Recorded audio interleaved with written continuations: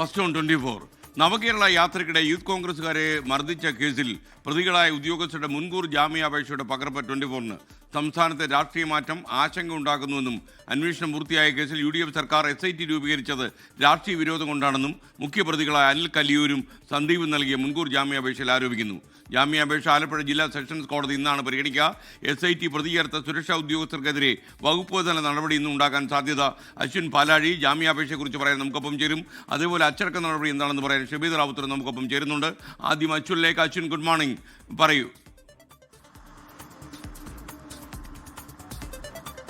Very good morning. ഈ കേസുമായി ബന്ധപ്പെട്ട ഏറ്റവും നിർണായകമായ ദിവസമാണ് ഇന്ന്. മുൻകൂർ ജാമ്യാപേക്ഷ ആലപ്പുഴ ജില്ലാ സെഷൻസ് കോടതി ജഡ്ജി ഹണി വർഗീസ് ഇന്ന് 11 മണിയോടുകൂടി പരിഗണിക്കും. അതിനിടെയാണ് ഈ മുൻകൂർ ജാമ്യം നൽകണമെന്നാവശ്യപ്പെട്ട് പ്രതികളായ അനിൽ കല്ലിയൂരും സന്ദീപും കോടതിയിൽ നൽകിയ ജാമ്യാപേക്ഷയിലെ വിവരങ്ങൾ പുറത്തുവരുന്നത്. രാഷ്ട്രീയ പ്രേരിതമാണ് ഈ SIT രൂപീകരണം എന്നുള്ളതാണ് ഈ പ്രതികളുടെ ആരോപണം.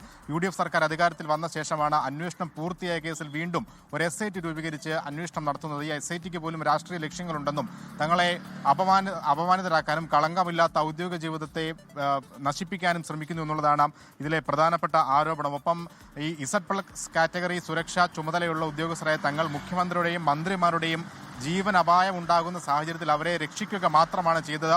അതല്ലാതെ ഒരു ക്രിമിനൽ കുറ്റവും ഈ നടപടിക്കിടെ ഉണ്ടായിട്ടില്ല എന്നുള്ളതും ഇവർ പറയുന്നുണ്ട്. ഈ അറസ്റ്റ് ചെയ്യാൻ SIT ഇവർക്ക് പിന്നാലെ നടക്കുന്നു എന്നുള്ളതാണ് മറ്റൊരു ആരോപണം. കേസ് കെട്ടിച്ചമച്ചതും വ്യാജവുമാണ്. അറസ്റ്റ് ചെയ്താൽ തങ്ങൾ ആക്രമിക്കപ്പെടാനും പൊതുസമൂഹത്തിൽ അപമാനിതരാകാനും സാധ്യതയുണ്ട് എന്ന ആശങ്കയും ഈ ജാമ്യാപേക്ഷയിൽ പ്രതികൾ മുന്നോട്ട് വയ്ക്കുന്നുണ്ട്. ഒപ്പം അറസ്റ്റ് ചെയ്താൽ ഉടൻ തന്നെ മുൻകൂർ ജാമ്യത്തിൽ വിടണം എന്നാണ് അപേക്ഷയിൽ പറയുന്നത്.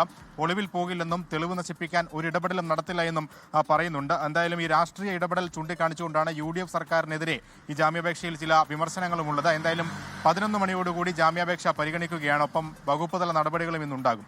SK.